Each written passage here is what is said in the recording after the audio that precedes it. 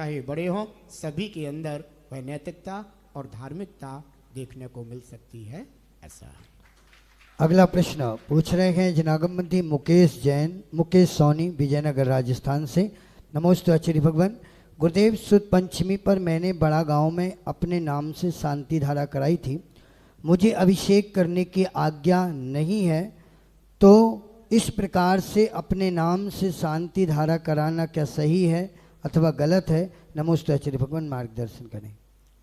आप अपने नाम की शांति धारा करा सकते हैं, और तो और मनुष्य तो मनुष्य, तिरंचों के नाम की भी शांति धारा हो सकती है, क्योंकि शांति धारा में ना तो कोई जाति का भेद है, ना किसी पंथ का भेद है।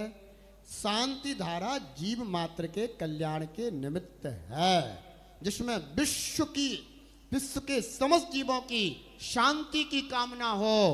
सोचो, हम लोग रोज बोलते हैं संपूज्य का नाम, प्रतिपाल का नाम, यतीन्द्र सामान तपोधना नाम, देशस्य राष्ट्रस्य पुरस्य राज्ञा, करोतु शांतिम भगवान जिनेन्द्र। अब सोचो, देशस्य राष्ट्रस्य पुरस्य, इसमें तो पूरा का पूरा देश, राष्ट्र, पुर यानी गांव, सबके लिए हम शांति की कामना कर रहे हैं। और देश में, राष्ट्र में, पुर में तो सभी जाति और वर्ग के लोग रहा करते हैं।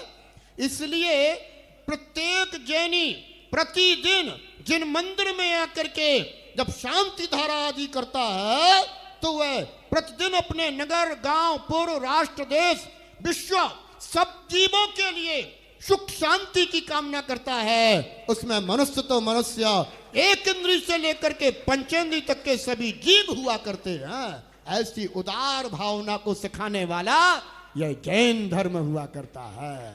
इसलिए मुकेश जी, आपने अगर अपने नाम से भी शांति धारा कराई है, आप करा सकते हैं, अपने नाम की भी करा सकते हैं, अपनों के नाम की भी करा सकते हैं, क्योंकि शांति धारा में तो तीनों लोक के जीवों की शांति की कामना हुआ करती है। ऐसा अगला प्रश्न पूछ रहे हैं जनागमबंदी पारस जैन, और उससे पहले पूछ रहे हैं परी जैन, हाथरस से। गुरुदेव नमोस्तु, पुण्य की आकांक्षा से क्या स्वाध्याय करना उचित है? नमोस्तु आचार्य भगवान, मार्गदर्शन करें। देखिए, जिनागम ये कहता है कि आकांक्षा मत करो, निष्कांक्षित अंक का पालन करो। कौन से? निष्कांक्षित अंक का पालन करो। कर्म पर्वशे शांते दुःखैरंतरितोदये, पाप बीजे सुखी नास्था, शुद्धाना कांचना स्मृता। आचार्य भगवान श्रीमंत भद्र स्वामी कहते हैं, निष्कांक्ष भाव से हमें स्वाहित परहित करना चाहिए। स्वाध्याय में स्वाहित परहित की बात ही तो होती है। इससे हट करके और कुछ भी स्वाध्याय में प्राप्त नहीं होता है। इसलिए मैं पहले तो यही कहूंगा कि पुण्य की भी आकांक्षा नहीं करना चाहिए। जैसे पाप की आकांक्षा नहीं की जाती है, उसी प्रकार से पुण्य की भी आकांक्षा नहीं करना चाहिए। लेकिन कभी कभी लोगों का मन थोड़ा कमजोर होता है। कैसा होता है? कमजोर होता है। कमजोर होने के कारण उनको लगता है कि शायद मैं ऐसी भावना कर लूंगा तो मेरा ऐसा ऐसा कार्य हो जाएगा। ठीक है, ये मन की कमजोरी है। इसीलिए सम्यक दर्शन के 5 अतिचार बताए हैं, उसमें एक कांक्षा नाम का अतिचार बताया है। कोई बात नहीं है, जब तक मन कमजोर है, कांक्षा कर भी लेते हो तो भी बेटा स्वाध्याय जरूर करते रहो। धीरे धीरे आज पुण्य की आकांक्षा से भी कर रहे हो, कल तुम वो आकांक्षा भी छोड़ दोगे, निष्कांक्ष भाव से स्वाध्याय करने लग जाओगे।